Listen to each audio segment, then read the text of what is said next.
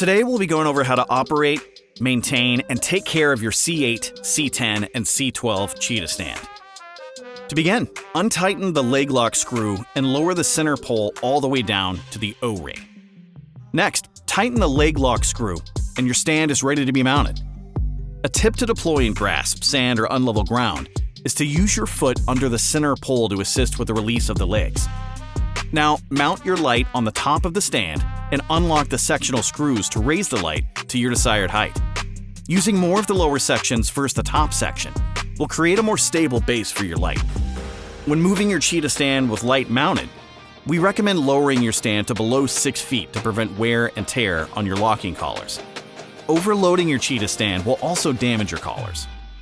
If your O-ring comes loose, use the included 2mm hex wrench to tighten the screws located in the holes of the ring. To align the O-ring correctly back in place, first set up the Cheetah stand in fully deployed setup. The ring should now be in the correct position to tighten the screws to lock the ring in place to prevent the pole from future separation. To prevent your ring from loosening, when unlocking your stand, do not drop the center pole to prevent it from colliding against the ring.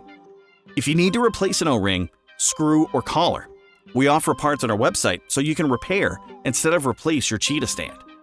Subscribe to our email and YouTube, or follow us on Instagram and Facebook for updates and special offers for our community of creators. Thanks for supporting Cheetah Stand, and have a great one.